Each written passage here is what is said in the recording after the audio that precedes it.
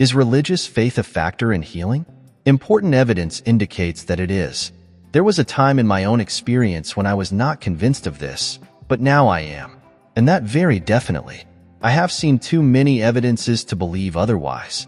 We are learning that faith properly understood and applied is a powerful factor in overcoming disease and establishing health. My conviction regarding this important question is shared by many medical men. Newspapers carried an account of the visit to this country of the famous Viennese surgeon, Dr. Hans Finster. I quote the newspaper story, which was headed "Honor Surgeon, Guided by God." A Viennese doctor, Dr. Hans Finster, who believes the unseen hand of God helps make an operation successful, was selected by the International College of Surgeons for its highest honor, Master of Surgery. He was cited for his work in abdominal surgery with the use of anesthesia only. Finster, 72-year-old professor at the University of Vienna, has performed more than 20,000 major operations, among them 8,000 gastric resections, removal of part or all of the stomach, using only local anesthetic. Finster said that although considerable progress has been made in medicine and surgery in the past few years, all advances are not sufficient in themselves to ensure a happy outcome in every operation. In many instances, he said, in what appeared to be simple surgical procedure, the patients died, and in some cases where the surgeon despaired of a patient, there was recovery. Some of our colleagues attribute these things to unpredictable chance, while others are convinced that in those difficult cases their work has been aided by the unseen hand of God. Of late years, unfortunately, many patients and doctors have lost their conviction that all things depend on the providence of God. When we are once again convinced of the importance of God's help in our activities, and especially in the treatment of our patients, then true progress will have been accomplished in restoring the sick to health. So concludes the account of a great surgeon who combines his science with faith. I spoke at the National Convention of an important industry. It was a large gathering of the leaders in an amazingly creative merchandising enterprise that has established this particular industry as a vital factor in American business life. I was somewhat surprised when one of the leaders of this organization at the convention luncheon, where the discussion centered around taxation, rising costs, and business problems, turned to me and asked, "Do you believe that faith can heal?" There are a good many well-authenticated examples on record of people who have by faith. I answered, "Of course, I do think we should depend on faith alone to heal a physical ailment. I believe in the combination of God and the doctor. This viewpoint takes advantage of medical science and the science of faith, and both are elements in the healing process." "Let me tell you my story," the man continued. "A number of years ago, I had a malady that was diagnosed as osteoma of the jaw. That is, a bone tumor on jaw.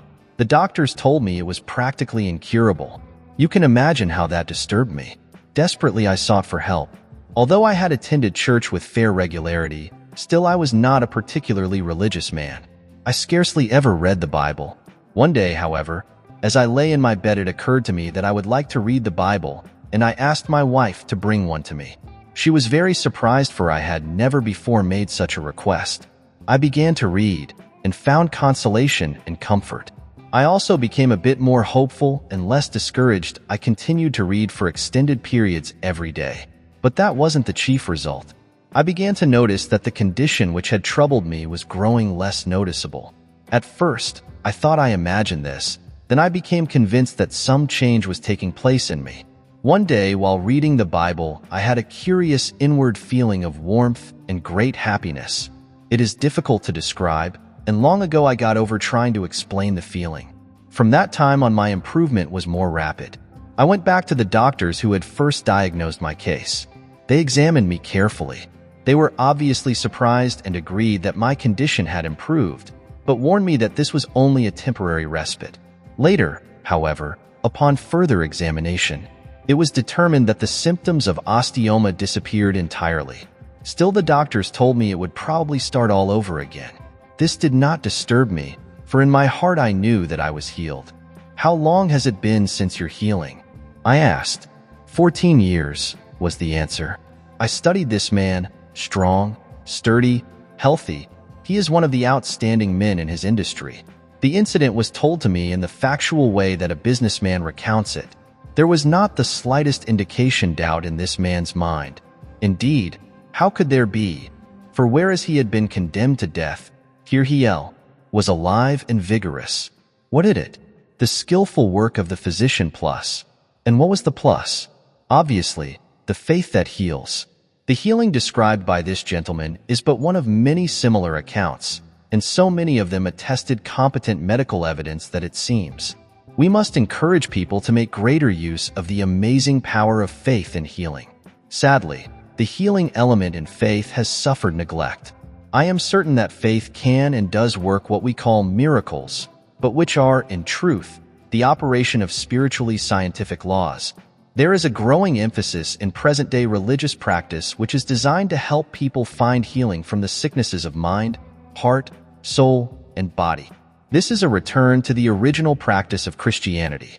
Only in recent times have we tended to overlook fact that for centuries religion carried on healing activities.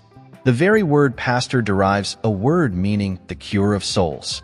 In modern times, however, man made the false assumption that it is impossible to harmonize the teachings of the Bible with what is called science, and so the healing emphasis of religion was abandoned almost entirely to materialistic science.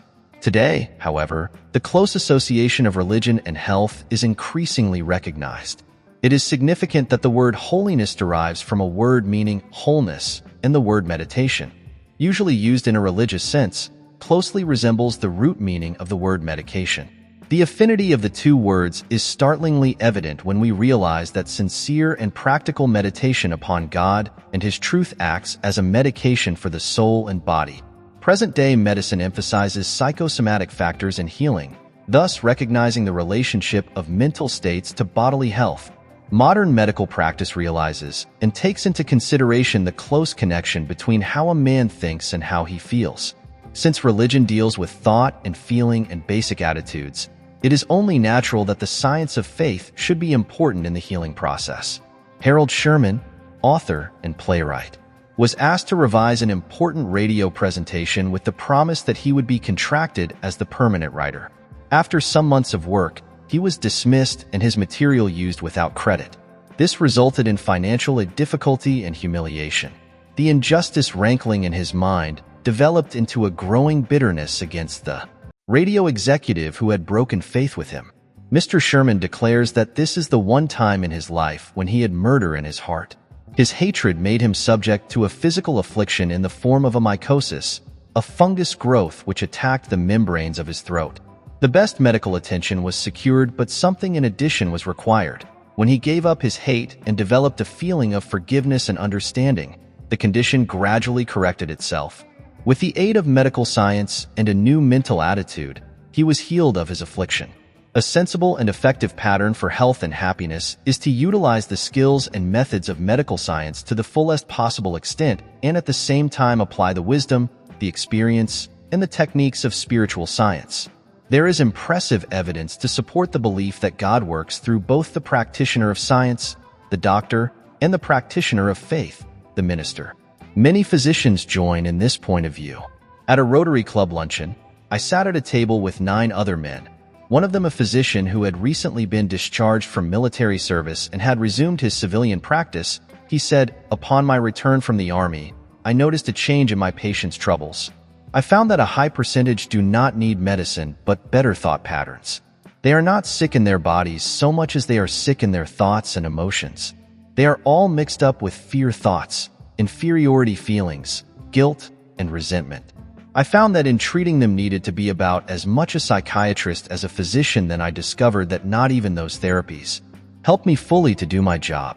I became aware that in many cases the basic trouble with people was spiritual.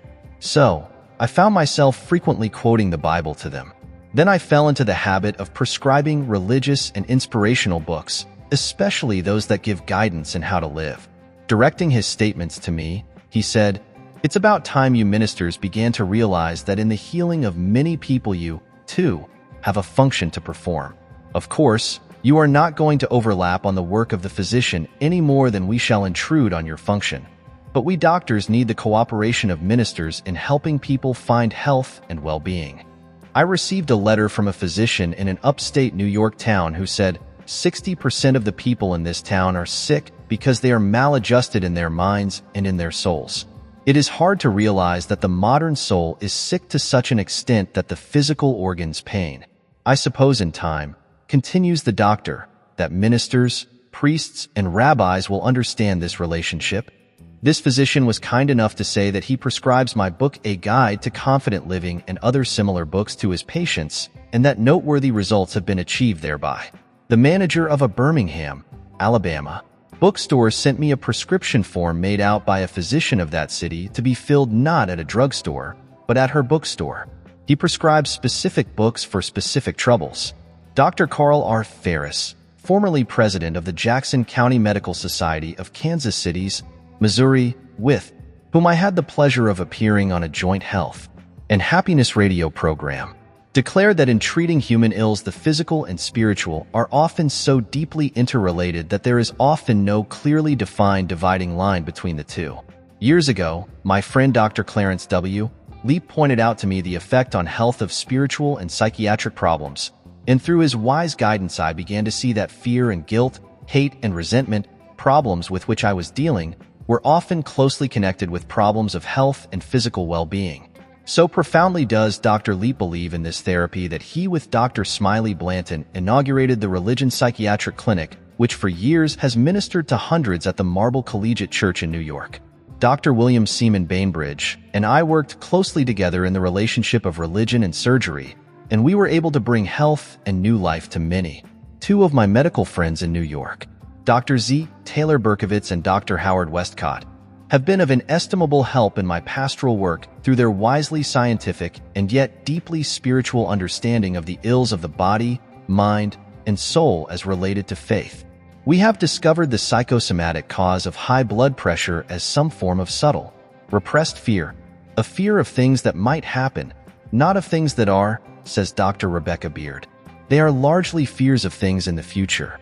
In that sense, therefore, they are imaginary, for they may never happen at all. In the case of diabetes, it is grief or disappointment which we found uses up more energy than any other emotion, thereby exhausting the insulin which is manufactured by the pancreas cells until they are worn out. Here find the emotions involved in the past, reliving the past and not being able to go forward into life. The medical world can give relief in disorders like these. They can give something that can lower the blood when it is high or raise it when it is low, but not permanently. They can give insulin which will burn up more sugar into energy and give the diabetic relief. These are definite aids, but they do not offer complete cure. No drug or vaccine has been discovered to protect us from our own emotional conflicts. A better understanding of our own emotional selves and a return to religious faith seem to form the combination that holds the greatest promise of permanent help to any of us. The answer, Dr. Beard concludes, is in the healing teachings of Jesus. Another efficient woman physician wrote me of her own development in combining the therapy of medicine and faith. I became interested in your straightforward religious philosophy. I had been working at top speed and getting tense, irritable, and at times beset with old fears and guilts, in fact in need of a release from morbid tension. At a low moment early one morning I picked up your book and began to read it. This was the prescription that I needed. Here was God, the great physician, with faith in him as an antibiotic to kill the germs of fear and render useless the virus of guilt. I began to practice the good Christian principles outlined in your book. Gradually there came a release of tension and I felt relaxed and happier and I slept well. I quit taking vitamin and pep pills. Then, she adds, and this is what I want to emphasize, I began to feel that I wanted to share this new experience with my patients, those who came to me with neuroses. I was to find how many had read your book and others, patient and I, seemed to have a common ground to on. It has been an enriching experience. To talk about faith in God has become a natural and easy thing to do. As a doctor, she adds, I have seen a number of miraculous recoveries due to divine aid being given. In the past few weeks, I have had an additional experience. My sister had to undergo a serious operation about 3 weeks ago. Following the operation, she developed an intestinal obstruction. On her 5th day, she was very critically ill, and as I left the hospital at noon, I realized that she must take a turn for the better very soon, or her hope of recovery would be slim. I was very worried, so I drove slowly around for about 20 minutes praying for a relief of this obstruction.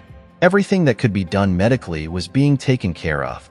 I had not been home more than 10 minutes when the phone rang and her nurse told me that the obstruction had relieved itself and that she had taken a definite turn for the better.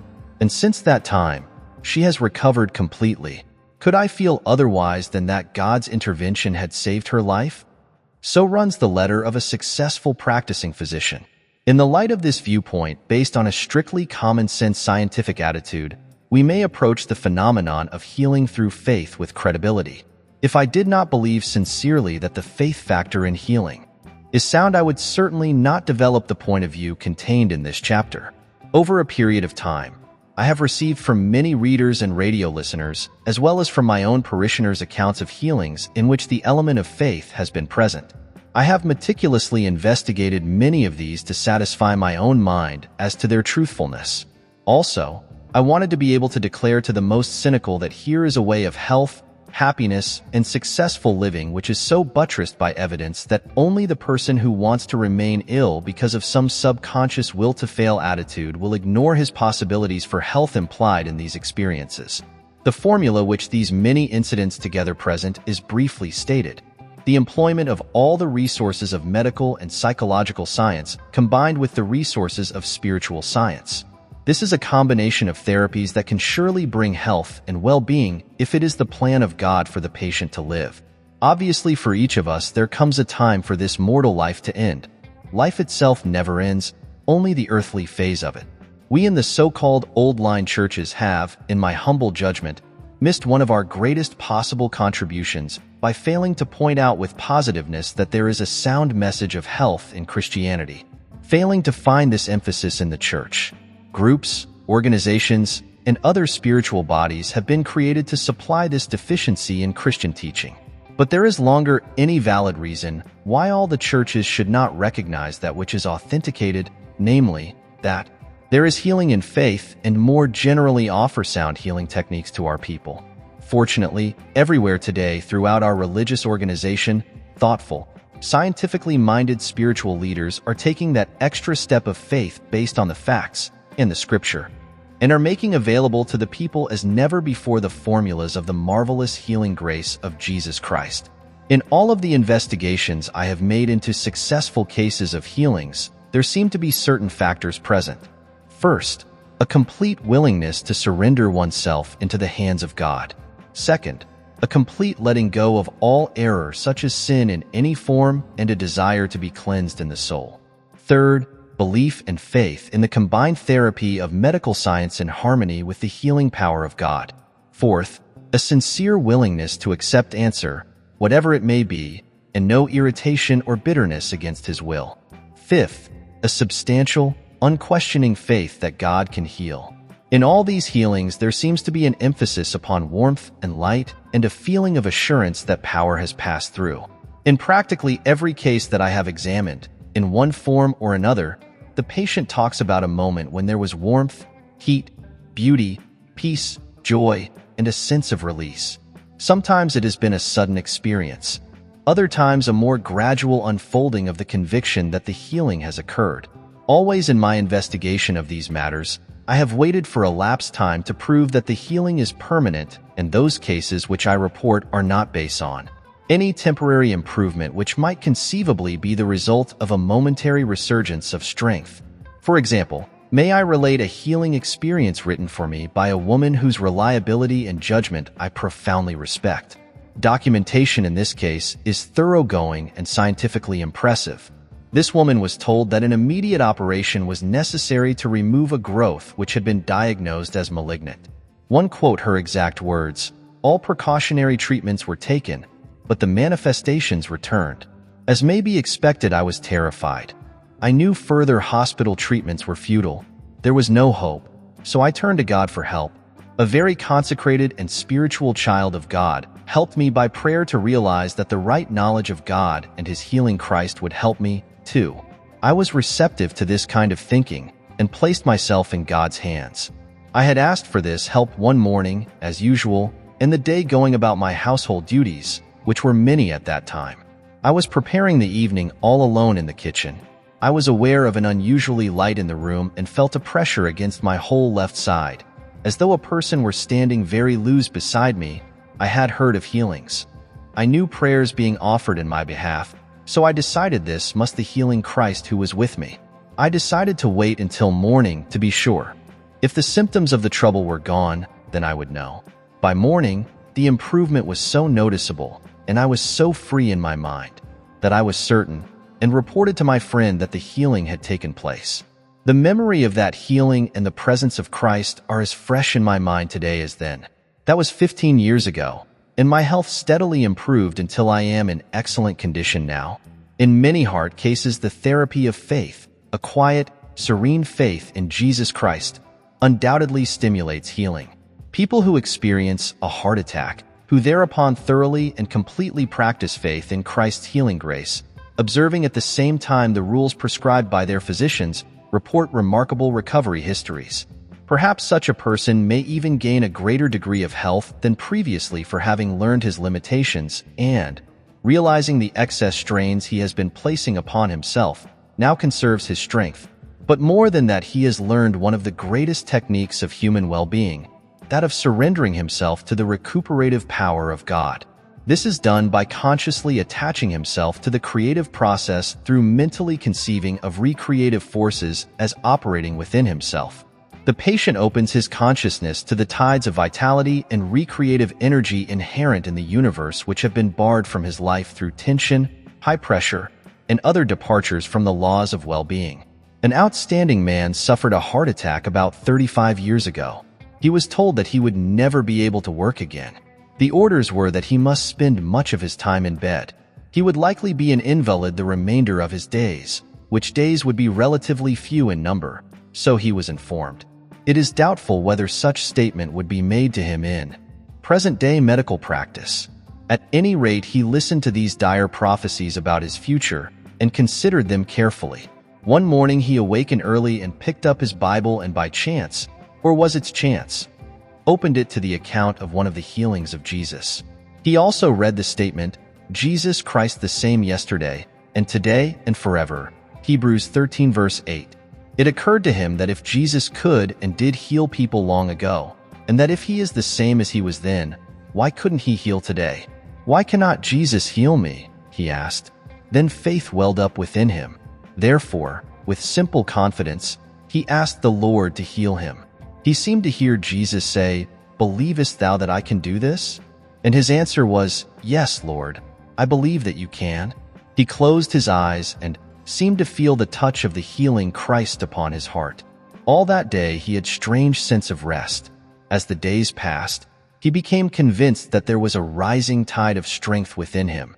Finally, one day he prayed, "Lord, if it is your will, tomorrow morning I am going to get dressed, go outside, and within a few days I am going back to work. I put myself completely in your care. If I should die tomorrow as a result of the increased activity, I want to thank you for the wonderful days I have had. With you to help me, shall start out tomorrow, and you will be with me all while long. I believe I will have sufficient strength, but if I would die as a result of this effort, I will be with you and mighty, and all will be well in either case." In this calm faith, he increased his activities as the days passed. He followed this formula every day for the entire period of his active career, which numbered 30 years from the date of his heart attack. He retired at 75. Few men I have known have been more vigorous in their undertakings, or have made a greater contribution to human welfare. Always, however, he conserved his physical and nervous strength. It was invariably his habit to lie down and rest after lunch, and he never allowed himself to get under stress. He was early to bed and early up, always employing rigorous and disciplinary rules of living. In all his activities there was an absence of worry, resentment, and tension. He worked hard but easily. The doctors were right. Had he continued according to the debilitating habits of his earlier life, he would probably have long since been dead, or at least an invalid. The advice of the physicians brought him to the point where the healing work of Christ could be accomplished. Without the heart attack, he would not have been mentally or spiritually ready for healing. Another friend of mine, a prominent businessman, suffered a heart attack. For weeks he was confined to his bed, but presently returned to his important responsibilities where he now accomplishes all that he ever did previously, but with much less tension. He seems to possess a new power that he did not enjoy before. His recovery proceeded from a definite and scientific spiritual approach to his health problem. He had competent physicians and followed their directions explicitly, which is an important factor in such situations. In addition to the program of medication and treatment, however, he worked out a spiritual healing formula. He outlined it as follows, writing from the hospital: "An intimate friend of mine, only 25 years old, was brought into the hospital with an attack similar to mine and died within 4 hours. 2 acquaintances of mine have suffered a similar fate in rooms nearby. It must be that I have work yet to do.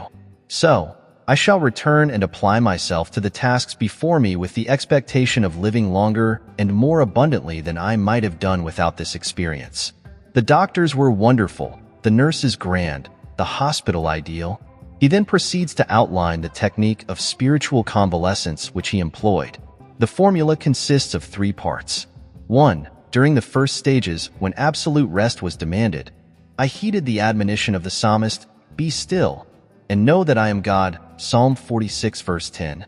That is to say, he completely relaxed and rested in the hands of God. 2. As the days grew brighter, I used the affirmation, "Wait on the Lord. Be of good courage, and he shall strengthen thine heart," Psalm 27 verse 14. The patient put his heart under the care of God, and God placed his hand of healing upon his heart and renewed it. 3. Finally, with the return of strength came a new assurance and confidence to which I gave expression in the affirmation, "I can do all things through Christ which strengthened me," Philippians 4 verse 13. In this he affirmed positively that strength was being conferred upon him, and in so doing he received new power. In this 3-point formula this man found healing. The able ministrations of his physicians conserved and stimulated the healing forces of his physical being. The equally wise application Al completed his recovery by stimulating the spiritual powers within his nature. The 2 therapies together draw upon the 2 great renewal forces within our life. One the recuperative re of the human body, and the other the restorative force resident within the mind. One responds to medical treatment, the other to faith treatment, and God presides in both areas. He made both body and mind, and he established the processes of health and well-being governing both. In him we live and move and have our being, Acts 17 verse 28. In the prevention of sickness and in healing mind and body, do not fail to draw upon one of the greatest resources available to you, the faith that heals. In the light of the principles outlined in this chapter, what can you do of a constructive nature when a loved one or you are ill? Following are 8 practical suggestions. J. Follow the advice of a prominent medical school head who said, "In sickness, send for your minister even as you send for your doctor." In other words, believe that spiritual forces as well as medical technique are important in healing. 2. Pray for the doctor. Realize that God uses trained human instrumentality to aid his healing powers. As one doctor has put it, we treat the patient and God heals him. Pray, therefore, that the doctor may be an open channel of God's healing grace. 3. Whatever you do, do not become panicky or filled with fear, for if you do, you will send out negative thoughts and therefore destructive thoughts in the direction of your loved one when he requires positive and healing thoughts to assist him. 4. Remember that God does nothing except by law. Also remember that our little materialistic laws are only fragmentary revelations of the great power flowing through the universe. Spiritual law also governs illness. God has arranged 2 remedies for all illness. One is healing through natural laws applicable by science, and the other brings healing by spiritual law applicable through faith. 5. Completely surrender your loved one into the hands of God. By your faith you can place him in the flow of divine power. There is healing there, but in order for it to be effective, the patient must be completely released to the operation of God's will.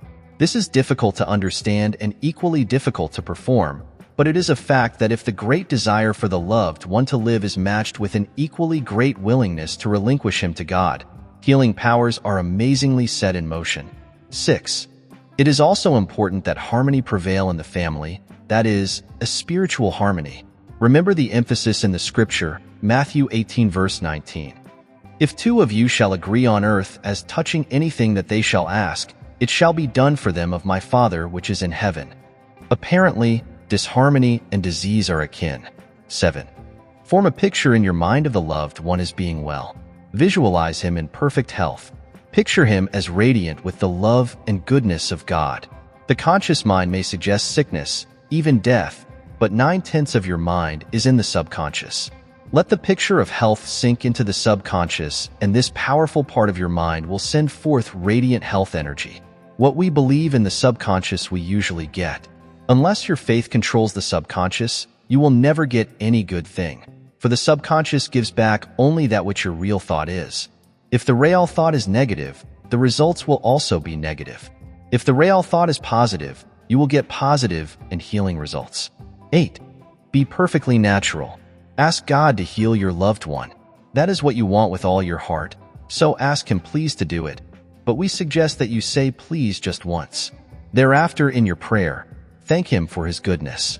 This affirmative faith will help to release deep spiritual power and also joy through reassurance of God's loving care. This joy will sustain you, and remember that joy itself possesses healing power.